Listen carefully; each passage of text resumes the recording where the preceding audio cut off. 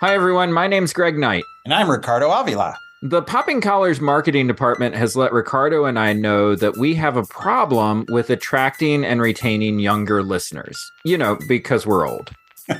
So we've recently purchased a Zoom Millennial Translator for our podcast promos so that young people will finally know what we're talking about. Let's fire up. Since we're the longest running Episcopal podcast, we have a lot of shows sitting in our archives. Stop the cap. You are straight up wildin'. All that mid stuff is TLDR.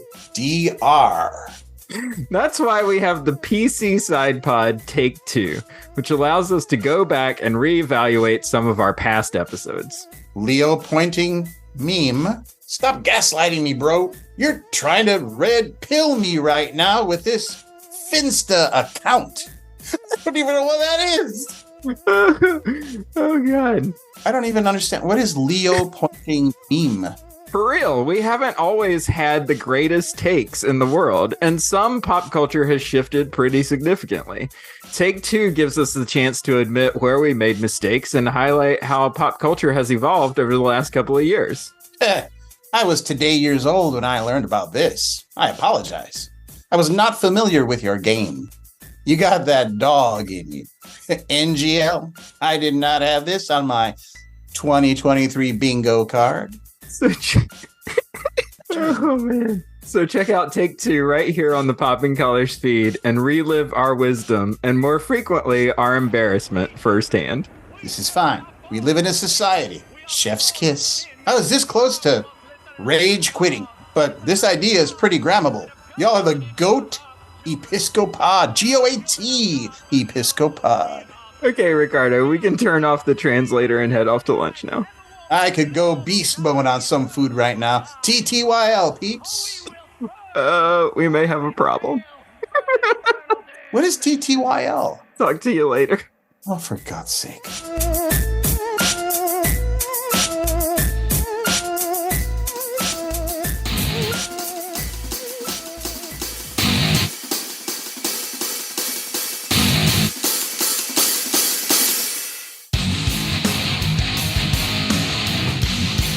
Hi, I'm Greg Knight. Hey, I'm Ryan Parker. And this is PCTV, a Popping Collars side project where we randomly select a current TV show that you should be streaming right now. Current? I don't know. Is it current? It's already off the rails. This episode, it's already off the rails. Current as in within the last 10 years. Yeah. Okay. All right. Ryan and I have each picked 6 shows apiece from the top streaming apps. And this month, we're talking about the Prime series, Fleabag. You know that feeling when a guy you like sends you a text at 2 o'clock on a Tuesday night asking if he can come and find you? And then you open the door to him like you've always forgotten he's coming over. Oh. Hi. Hey. Oh my God, definitely not. That does nothing for you. What? These are my clothes, Boo. I've been wearing these all day. It's really not that bad. It's really not. I'm sorry. You got them all by the balls, causing waterfalls. How did you two meet? She used to be our godmother. But then their parents split up. Mum died. You really are very good looking. Thank you. Very. Thank you. Very. Thank you. It's been really nice to spend the day with a normal family. The only thing harder than having to tell your super high-powered, perfect, anorexic, rich super sister that you've run out of money is having to ask her to bail you out. I'm just going to ask her. I'm just going to come. Do you need to borrow money? No. The boys wanna be her. Why did you do that? I thought I was gonna get raped! Girls wanna be her. You're not like other girls. You can keep up. Rock non-stop, girl, you got the chops. I should ask you if you want to go out for a drink with me. And I'll be sure to treat you like a nasty little bitch. That was a joke. Oh, no, Sorry. I know. Yeah, I know. okay. That was like, oh, okay. I wanna be her. So do you. How'd you two meet? Oh, I met her on a bus. Yeah. It's so easy to pick up girls these days. I was like, hi, and she's like, oh, take my number from me. It's awesome. Greg, I'm more interested about this log line than any other show we've talked about. Give the people the log line. Logline is a series adapted from the award-winning play about a young woman trying to cope with life in London whilst coming to terms with a recent tragedy. So that's actually not a good description of this show. This is not like this is not like a young woman sort of finding her way in London or anything like that. This is a very specific show about a woman who is self-sabotaging pretty much every relationship in her life because of tremendous guilt that she carries and grief over what she's done to her best friend. So, and grief about the death of her mother. Yeah. So this is not like a fun little romp through London with a young woman trying to figure it out. This is very different from what it's one of the darker shows, even though everything is played for laughs in a sense, except there's like a few beats it's 2 seasons and there are a few moments that are very serious. Yeah, the way that I would flesh it out, if I could, is that it's almost like it's walking through the life of the main character, who we should note does not have a name apart from the name of the show, which is Fleabag. And so you're kind of walking through a very specific time of her life, and you're experiencing her inner monologue through fourth wall breaking commentary and looks. Some of the best side eye ever. Also, can we just say off the bat, we're 2 dudes talking about maybe one of the most feminist shows of all time. Like, you think? Yeah. Okay. That's a good sort of starting point for discussion. Well, just in terms of like the way in which, female agency is displayed, the way it approaches sex and sexuality, female relationships, male-female relationship. I don't know. It's just such a vision and a voice. And I rewatched it for this podcast, all episodes, and it was almost unwatchable. We can come back to that. I remember the first time my wife and I watched together, just being absolutely blown away, and it did feel of a moment. Yeah. And I wonder what you think about that. Amy came into the TV room the other night when I was watching an episode, and she was like, "What are you doing rewatching this?" Tell her about the podcast. And so she's like, "Huh." She sat down and started laughing, whatever episode it was. And I was like, this feels like the first post Me Too show. Oh, okay. But maybe my timeline's wrong. So I just wonder, like, was this a rewatch for you or your first time watching it? And if so, like, what were your kind of initial reactions before we kind of get into our segments and all that? Yeah, so this was a rewatch for me this go around, and I guess I must have watched it when it first came out, because I remember what I remember about my first watch of the show is that I inhaled it, because it's 30-minute episodes, 6 episodes per season. So, I mean, basically what you're talking about is like, 2.5-hour movies that you're watching, which is easy to consume. Like, it's easy to sort of blitz through these episodes. I think I watched all of the first season just in one sitting, and most of the second season like maybe in 2 sittings or something. 2016, I don't know, certainly like the Harvey Weinstein allegations had come out, like the Me Too movement had started by that time. We had also recently had, or we were about to have, the recording of the president admitting to sexual assault. So like all of that was sort of in the world at the time. I think that probably the missing piece that I have, and I don't know what your experience of this is that I've never seen the stage show. So I've seen maybe some clips of the monologue, but I've never actually seen like how Fleabag is performed on stage. And I think that that's a big part of the show as well. Yeah, I didn't see it either. So this is all I know. So the TV show is adapted from a one-woman play of the same name, which is Fleabag.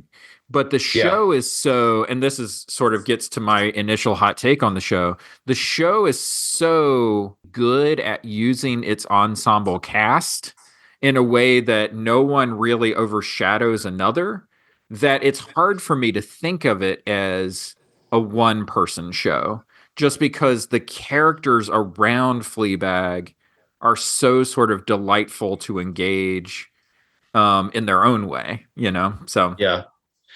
Well, that's another thing to talk about in the show is like it would have been really interesting to see how this looks one woman, and I would imagine it's a lot of the monologue, when that we get in the show, right, when her addresses to the audience. But I will say there are characters in the series. Well, I don't know if maybe this is moving the conversation forward a bit, but these are despicable people. Well, not despicable is the wrong word. I didn't like a lot of these people. yeah. And I'm like, get your head out of your ass.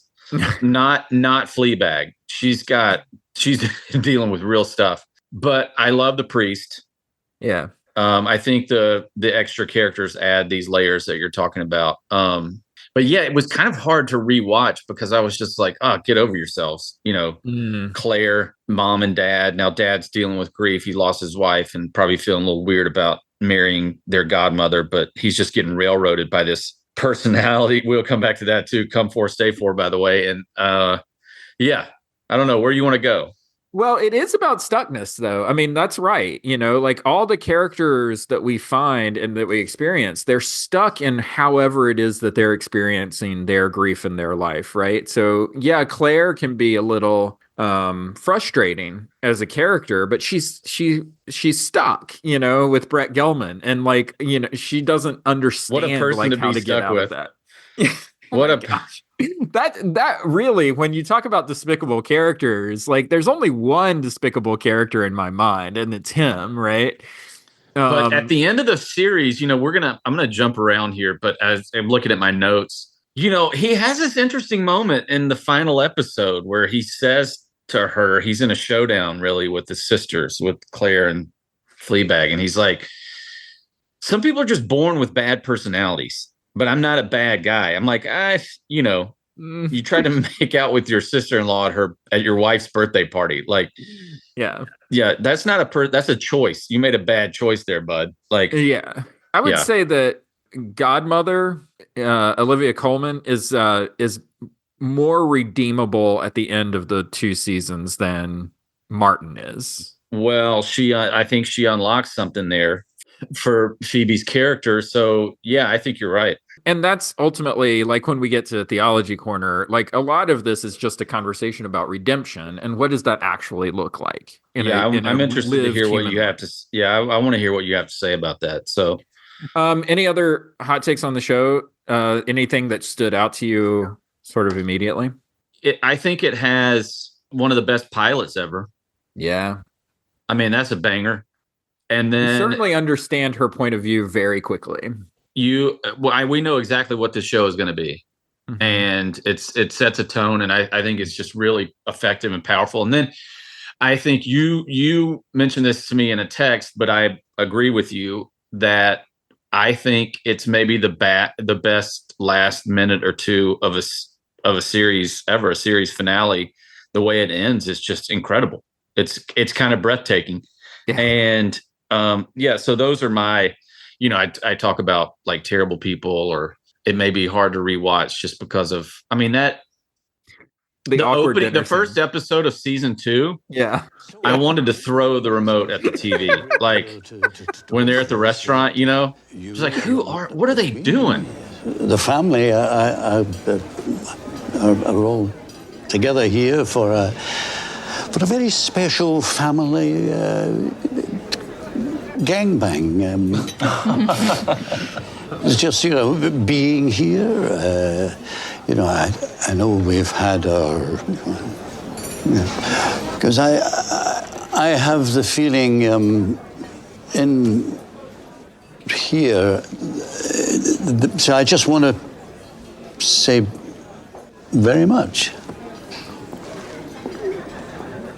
And that's it. Oh, darling. Congratulations, Dan. Congratulations. Cheers. May these be the worst of our days. Don't know who this guy is. Happy for you, old boy. Best decision a man can make. Ugh. You look well. Thank you. Right, wine, everyone? I love some wine. Oh, you'll adore it. I chose it. Not for us, thanks.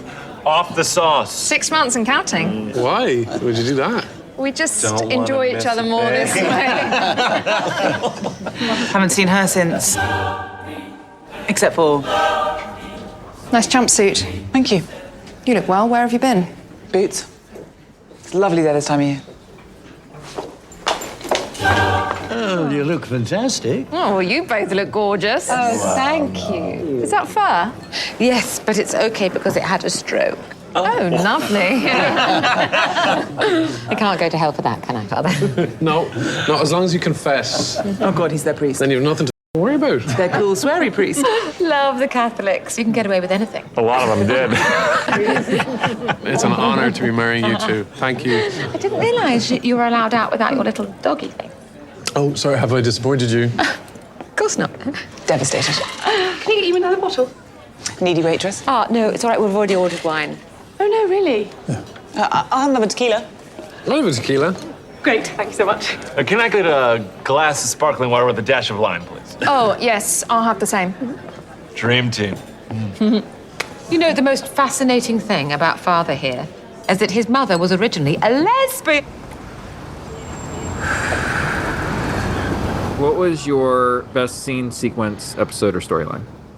Well, it's probably not going to be surprising if you're talking storyline is the priest. I just think Andrew Scott's amazing in everything that he's in. He's one of my favorite actors. So it feels like that's what he was born to do. Yeah, he would have been coming off of Sherlock. So Sherlock would have been right before this. Yeah, and love that. And so for me, that was really intriguing for many ways. He feels like one of the best pop culture priests ever. You know, and I don't feel like, let's just make the priest curse because we have a cool cursing priest who likes to drink canned G&T. Like, he felt real believable. And like a couple of priests I've known, well, I guess we'll get back to this theology corner. Like his homily at the wedding, I think is really good. I'm officiating a wedding next weekend and thinking through all this stuff. And so that kind of hit a little different this time around. But yeah, I think that's probably that'll spoiler be my come for stay for, but I think that's for me, that was it. What about you? I think you're right. I think it's about like Andrew Scott's character because we're never given any reason in season 1 to doubt what it is that Fleabag is saying to us, the audience. Like everything that she says is going to happen to us, it happens in her life. And it's when we get to season 2 and specifically with the priest that everything that she says to us is wrong because and it starts at that dinner, right? The awkward dinner. I love the awkward. I love that you have problems with the awkward dinner scene because that's something that Betsy and I joke about all the time. It's like when awkward dinner scenes show up in movies, she just has to hide her face. She can't even watch them. It's just it's just the worst. Yeah. Are you a Curb Your Enthusiasm person? I'm so behind on that, so I can't say but that just is the cringe. Like that's the epitome, right? Like because my wife can't watch it. She's like, I cannot watch people in this uncomfortable of situations. Yeah.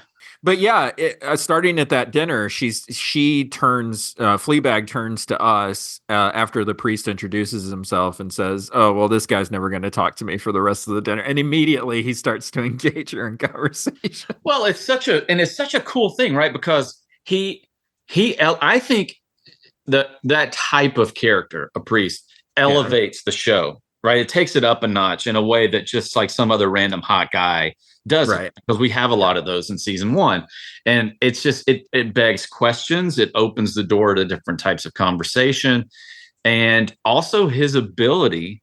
I thought this was. I remember the first time seeing this, like his ability to see through her asides, or to see her asides. I thought it was such a smart move. Yeah, so that's my pick. Is actually that scene where he catches her breaking the fourth wall. Yeah. Can I ask, why so many guinea pigs? Oh, I just thought it'd be a unique selling point. Yeah. Which came first, the guinea pig or the guinea pig cafe? That is a big old question. Fair enough. What do guinea pigs do? They are born, they shoot themselves with fear, and then they die. Can I use that at the wedding? Seriously, I need material. Tell me about your stepmother-to-be. What's she like? Oh, she's from Exeter. Okay, thank you. That's very helpful. How did she meet your dad? Through my mother. Right. She was my mother's student at one point. Do your parents get on? No. Were you close to your mum? Yeah. Are you? Not really. How come? So that must have been a bit weird. I don't really think about it.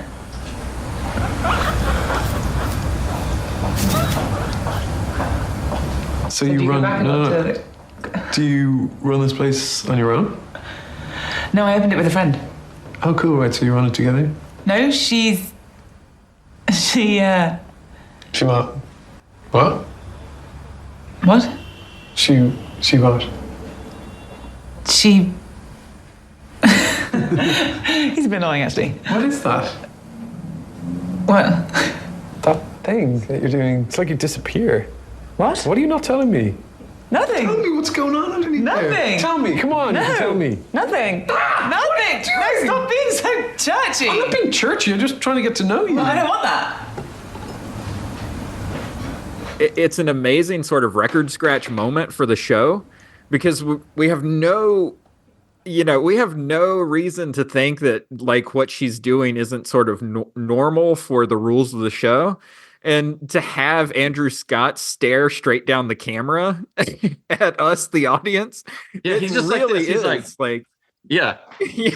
It's really upsetting. Yeah. But it begs a question, and I don't know when the appropriate time to ask this is, but who is she talking to? I know she's talking to us as the audience, and I have an idea that they kind of give it away at the end, right?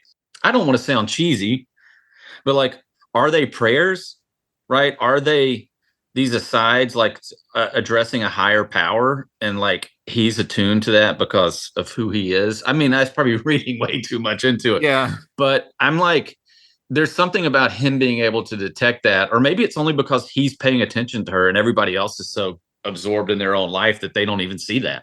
Exactly. I think that's exactly what it is. I think that we as the audience are her coping mechanism. Like she uses us to use humor and sort of funny asides to deflect from the pain that she's actually feeling right in life.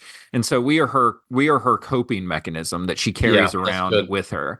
And what, the way that he describes it when he sees her go away and talk to us and stuff is like, it looked like you just kind of went away for a while. It's like the light went out of your eyes or something, I think that that's because like he's actually observing her in a way that no one else is. No one else is catching the fact that she's just checked out for a second and then comes back in, and so I think that you're right. I think it's about engagement from one character to another. It's a great scene. So what is your best performance then? Come for, stay for?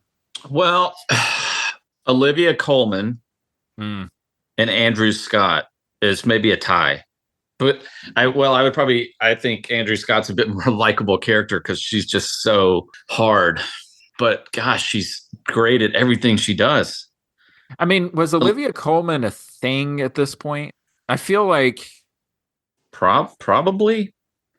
I mean, that's a good question. I feel like it was the Yorgos Lanthimos movie that really like blew it out of the water, right? The one with Emma. The Favorite. Yeah, what a film! Oh my goodness, what a film! Well, I'm looking at her. But I mean, she was in like Peep Show and Mitchell and Webb Look and like all of that stuff before. She was like a BBC staple. We're doing this live here, folks. I'm looking down IMDb at 2016, right? Where you have Fleabag somewhere around there. Was that correct? 2016? Yeah. So she has the detective show with David Tennant maybe before this. She was in The Night Manager. Did you see The Night Manager on AMC? That was good. Sneaky good, right? Wow, a lot of Thomas the Tank Engine.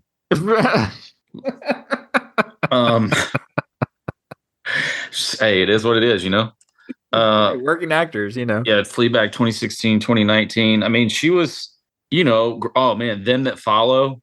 Everybody go check that out. That was 2019 though. 2017. The Favorite was 2018. Okay. So she's right on the cusp of like blowing up. Broadchurch, I think that's a big show for her. That was 13 through 17. Yeah. So The Night Manager. So yeah, I mean, not like she was in The Lobster, another Yorgos film. I think the gift of Olivia Colman is that all of her characters come off as unassuming. Like they just seem like normal people, Yeah. Which I think makes her as an actress seem just kind of like a normal person, just somebody who just does this acting thing, right? And it gives her the ability to sort of really chameleon her way through a lot of different roles. Like the godmother role feels very different from a lot of other things that she does, but then The Favorite feels very different from a lot of other things that she does. So like you said, I think that the fact that Olivia Colman and Andrew Scott show up in a show like this, and in my mind, they don't overwhelm the show with their sort of star power. They just kind of blend into the show and make everything feel right, make everything feel smooth. And I think that is a testament to like their craft as actors. Yeah. So who is that? Is that the same for you? For a Come You know Forth, what? I actually didn't have actors necessarily. I said that I came for the raunchy sex comedy, which is what the show kind of looked like at first. Yeah. And then I stayed for the redemption arc story. It's like this feels like a bait and switch a little bit, where like it feels like the IMDb description of like Sex in the City in London, but that's not what it is. It's like it's something very different. And so I think that's a credit to Phoebe Waller-Bridge's creativity. For sure. Yeah. So why have you come to the session? It was a birthday present for my father. Is that a joke? No. It would be good not to make jokes in here, just in case anything gets lost in humorous translation. Oh, I don't know if I can do that. Is that a joke? No. Oh, just try not to make it very obvious. Sure. So why do you think your father suggested you come for counselling? I think because my mother died and he can't talk about it. And my sister and I didn't speak for a year because she thinks I tried to sleep with her husband. And because I spent most of my adult life using sex to deflect from the screaming void inside my empty heart. I'm good at this. Although I don't really do that anymore. You close with your family? We get on with it. Do you talk? God, no. Any friends? Sorry? Any friends? No, I don't really have time for... Well, I have a guinea pig, but she blows hot and cold. Not a joke. Tell me about the sex. All of it? You said you don't do that now. Oh, no, I just play tennis now. Tough crowd. Sorry. Sex didn't bring anything good, so I'm trying not to... But I've... And what have you found in your abstinence? Well, I'm very horny, and your little scarf isn't helping. So the impulse is still there? Oh... Yeah, the impulse is... The impulse is very much still there. It's just never the right person. Mm-hmm. So there is a particular person you're not having sex with? No. Well, nothing's happened. He's not available. In a relationship? Yes, a bad one. Oh, really? How so? It's a sort of relationship where one partner tells the other how to dress. Are you in love with him? Why do you find that funny? Well, I don't... No. Just not romantic? No. Just a girl with no friends and an empty heart. By your own description. Theology Corner. All right. Let's talk about shame. Let's talk about guilt. Let's talk about forgiveness. Grief. Grief. Sex and pleasure and yeah. I mean, I guess that's the thing, right? The show is Fleabag, and this gets to the feminist piece that I think, is you're right to point out that, we're two dudes talking about this, but the feminist piece is her saying, I will do with my body whatever I want to do with my body, even if that means punishing myself for things that I feel like are unforgivable that I've done. It feels like, is it too much to say that it feels like for her, some of this is punishment, or is it coping or deflecting? Like I would also say like kind of the madcap sexcapades, because she's not letting herself get close to anybody. Right. Like she was with Boo, which those flashbacks are beautiful. Yeah. There's so much going on there in the way that she's living her life that has everything to do. I mean, is she over who really gets over the death of a parent, but like maybe it's not just the death of her mother, it's that her father's marrying their godmother, which is just all sorts of weird. And then this thing with Boo, which she causes. You said redemption earlier. Does she find it? And like, I think that's a word that's tossed around in conversations like this, especially around film and religion and stories and all that kind of thing. And people, I don't think it happens far less often than people give it credit for. Do you think there's redemption in the show for her? Like, and what does that look like in the show?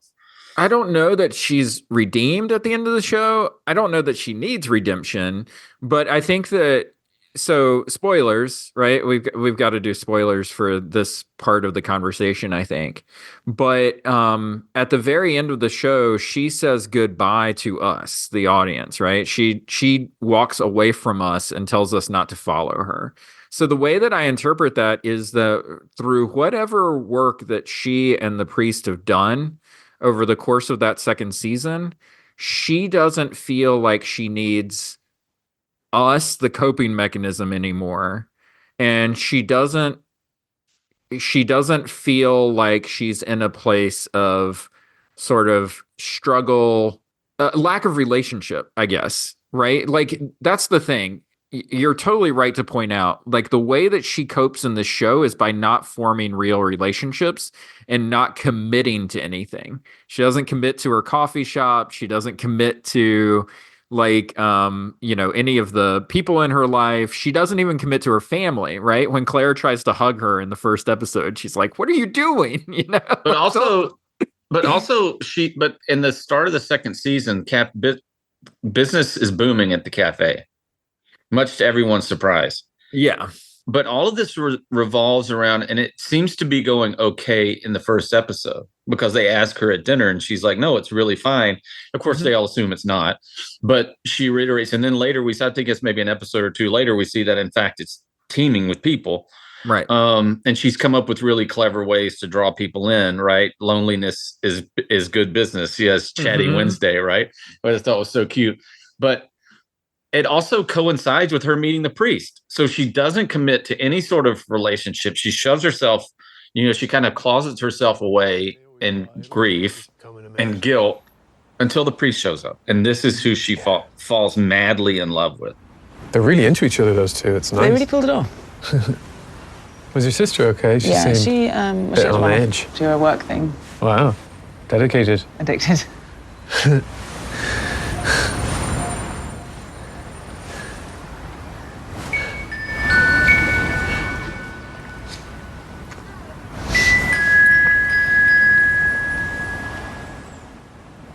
It's God, isn't it?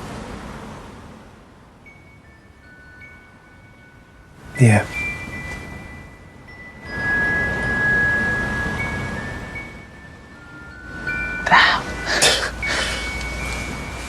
Damn. You know, the worst thing is that I love you.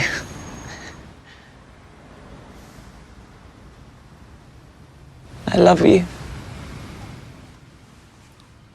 No, don't. No, let's just leave that out there just for a second on its own. I I love you.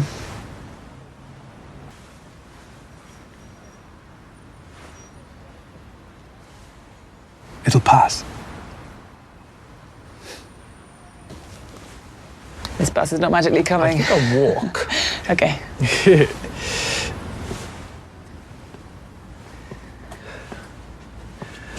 See you Sunday? I'm joking, you're never, ever allowed in my church again. I love you too.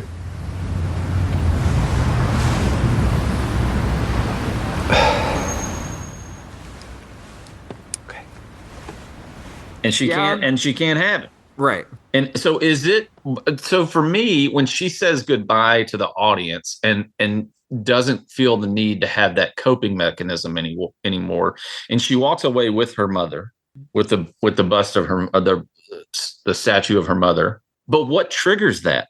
Is it seeing the priest's commitment to a higher calling or to a relationship, or like something happens? I'm not doubting that, but I don't know that it's crystal clear for us. I think or is it, and I'm missing it? Like, I honestly, I do not think it's crystal clear, but I think that there's something repaired in the way that Fleabag sees the world, I think, through her relationship with the priest and through them recognizing that, like, this isn't a relationship, but it was like what we had was healing in some way, right? I think it feels that way. Yeah. Even though it's very brief, it feels that way. And so, and at that point, she doesn't need to tell us what she's feeling because she's able to reconcile whatever that is with herself. That's her thing. That's hers. She does send the fox after the priest. She sends. That's cute. He went that way. She sends his greatest fear after him because she knows that, like, whatever he's dealing with, he needs to face it, right? Like, he needs to face this fox. But she doesn't need us anymore. And you're so right about the statue. I never even thought about that. It's the statue of her mother, but it's the statue of, like, her mother's torso, like her breasts and her core, which is like, this sort of sustaining part of her mother, right? Is what she has left, Yeah. And that's a great scene. That's a great scene of kind of reconciliation or connection when Godmother says to her, it's good to have her back in the house. Mm-hmm. Like, there's this break in her kind of controlling personality for Godmother, and like that she really does respect, her and her mother, and kind of knows her place in that family, even if it's just a glimpse. I think that's really effective. Yeah, to take it to like a 30,000-foot view, religion traffics in the business of working, and this is just sort of, I'm going to use like Christian terminology and maybe non-Christian terminology as well, but like this idea of taking broken people and finding sort of healing and redemption, like in the brokenness of life, right? The way that liturgically this gets expressed in Christianity anyway is like taking the body of Christ and like breaking it, the host that's used at communion. And it's like, this is Christ's body broken for you. And it's this idea that, like, God repairs like the brokenness in our own life, right? Anyway, this is what religion's attempt to do, is sort of take broken people and make them whole again. I don't necessarily feel like that's how institutions always work, though. I think that brokenness is hard. And I think walking the path of like redemption or forgiveness or all of that stuff is really difficult work. And frequently what I find with churches specifically are institutions that are looking for perfect people to come in and stay perfect, because we don't want to actually deal with the messiness of life. Oh, hell no. We just want like people to be wearing their Sunday best and acting their Sunday best while they're in this place, Yeah. And this is, I think there's something more holistic and holy happening in Fleabag than ever has happened in most churches. Right. And Yeah, and this idea of brokenness too is problematic. Yeah, because this is a woman who's experiencing, and that word is so weird. Like we're a toy that needs repairing, and not some sort of organic being moving through the world as best we can, dealing with the, I'm sorry to say, the shit of life. And so, I just wonder, like, people would, there is a religious viewer who would watch and say, oh, she's incredibly broken. Yeah. No, she's not. No, she is a human being who is dealing with these profound emotions, right? And who is equipped to do any better or different, like innately. It takes community, right? It takes a priest, it takes a therapist, it takes a partner to move through life, or friend, whatever. Like as if she was fixed, like there's a right way to do it or something. Like, right. I mean, that's the beauty of how the priest sort of helps her, right? Is this idea of, listen, you don't need forgiveness from God for whatever it is that you think you did wrong, or so. You need to forgive yourself for what you think you did to sabotage your relationship with your best friend. And you need to forgive yourself the death of your best friend and your mother, right? Like you're holding on to these two deaths, these two griefs, in a way that's preventing you from forming real relationships. It's such a brilliant creative decision for the trauma to be what it is. Because let's play that out another way.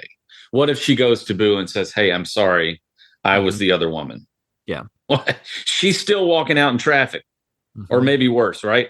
Like, she doesn't want to lose that relationship. And so her inability to deal with the consequences of her actions lead to even worse situations. Right. At least if their relationship was ended or broken, by her admitting the truth of the situation, at least Boo's still there. Maybe there's a world in which she's still there. And maybe there's a way in which that relationship over time can be repaired. Maybe. Yeah, but she doesn't do that. And so we never know, right? Because Boo makes the decision she makes, which is also like, Fleabag, you did not make her do that. Right. She made the choice to do that. That's the interesting thing about the show, is that when we first meet all of the characters in the ensemble, like I said before, they're stuck in like a cycle of sort of what it is that they feel like they're supposed to do with their life. They're just kind of stuck. And what the priest allows Fleabag to do is to break that cycle, just like Fleabag allows Claire to break the cycle that she's in, right? That's such an interesting way to think about religious figures, and maybe what oh my gosh, that's like the whole point of religion, right? It's like, let's break the cycle of violence, of the Buddha's trying to get you to break the cycle. Jesus is trying to get you to break the cycle. Like all these things, Muhammad is trying to get you to break the cycle. Everybody's really trying good to get you out, right? That's good. The stuckness of life. Yeah. Wow, that'd be an interesting conversation to have with her about that concept, that idea of like, is that something you thought about in writing the show? Yeah. And just what's the religious background too? Often, whenever I see a religious character handled so well in a series like this, like, what's your background? Like, who'd you talk to like really nail this? Because I think they do. I mean, I think Heretic, for example, which is out in theaters now. I think those guys, those writers, have deep religious they have to. It's so good. Like and some of the stuff in that film are things you and I have talked about before, and that, if you've been to divinity school in any capacity, you've had those conversations. So in some way, they're kind of like armchair theology, but they're still believable and effective. And I think it's because there's got to be a rich background there of kind of personal experience. And I don't know, it feels like maybe there's a little bit of that here, or at least some great consultation. And also, don't discount curiosity and what role that plays. Fair enough. Right? Yeah, that's good. Because especially in England, the Church of England is just it's just such an afterthought for so many people's lives.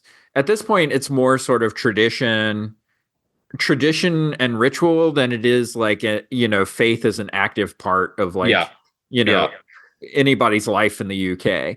They have these old cathedrals and they have these old churches that, purport to sort of help you. And I think that that's something that Phoebe Waller-Bridge is picking at here is like, what if there's still magic in these old buildings, a little bit? That would be interesting, right? Yeah. Companion show for people interested in this topic. Did you see Rev? Yeah. A three Olivia episode. Colman again. It was in Rev. Yeah. Yeah. All right. What's your industry corner? I don't know that I have anything. Industry corner. Amazon Prime. We've already talked about Amazon and how Bezos wants to sell you stuff. Let me ask you this. I don't like the ads. Yeah, right. Although I was actually just watching Amazon Prime before we got on here because I was like, whenever Thanksgiving comes up, I always harken back to when I was in college and those Bond marathons would run on Sci-Fi Channel during Thanksgiving week. Bond and The Godfather. Yeah, so I fired up Dr. No before we got on the horn here today. So good. But okay, so Amazon Prime or Prime Video, I guess we should say. I think just looking at the shows that they're producing now, it feels like the Fleabags of the world are kind of in their rearview mirror. I think that Prime Video is probably more interested in Hobbits going forward than they are small British dramas. For a while there, Prime Video felt like the place that sort of, if you had a small indie talky kind of show, you could probably pitch it to them. But now I think that it's probably going to require you to have some kind of spectacle show to get in the door. Yeah, I don't have anything to add to that. I think you're right. No, I just listen. The machine, the Hobbit machine, they spent so much money. Yeah, that unless it's just a like really inexpensive acquisition, like in this case, it was a co-production with BBC for Fleabag. Like, yeah, I don't know where's the wiggle room. Also, the live stuff. I think Prime, with the football too. Like, that's an expense. That's an expense. So, yeah, like I'm trying to think. I go back through Amazon Prime, and it's like, what other shows? This is the one that I feel like I could cut first. Like other shows, new shows, and you go on Amazon Prime. I'm here now, and it's just like, hey, this is a place where you can stream HBO Max, and this is a place where you can stream Nickelodeon. But I'm like, where's your original show outside of that's to me compelling outside of Rings of Power? And listen. Let's be glad we didn't do a podcast on that. Golly, how do you make that so boring? Like, here's the thing about these shows, and maybe this is a good opportunity to talk about like these big spectacle shows in general, because Dune Prophecy just came out on Max. I'm intrigued, Penguin by the series, way. Sidebar, I'm intrigued. Yeah, the Penguin series just wrapped up on Max. Of course, we know the Game of Thrones stuff over on the HBO, stuff like that. So I guess what I'm wondering is this what TV events are now? They're not Succession. They're not Sopranos. They're medieval epics. That's sort of like dystopian post-apocalyptic silo on Apple TV. Yeah. So it's like, it's these giant sort of IP driven B plot of the movie shows. Like movies now, like the spectacle of the movies. We're just like moths to a flame. It's just spectacle. But I feel like, when we talked about Shogun at the beginning of the year, that's a spectacle show. Yeah.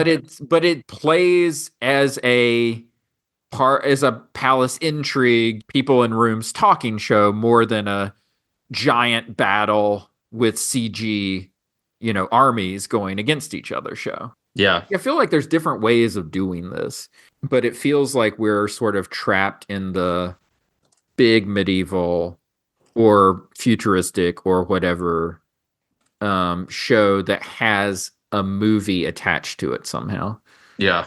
The other thing that I would say is that you're so right to point out the football thing. Like, if Netflix proved anything with the Jake Paul, Mike Tyson fight, 60 million people.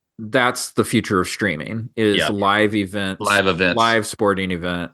Tailored to, like you can do the match, which is golf. You can do these fights. And if they've got the money to put these events on, like I miss heavyweight boxing. I miss like really good boxing. That's not what we got with the fight. You got professional wrestling. Yeah, you got professional wrestling in your boxing. The fights beforehand were thrilling, but like, I miss good. I guess what I mean to say when I miss good heavyweight boxing is like the matchups that like you knew everybody was watching, not just heavyweight. Like think about Pacquiao, like was where it really ended for me.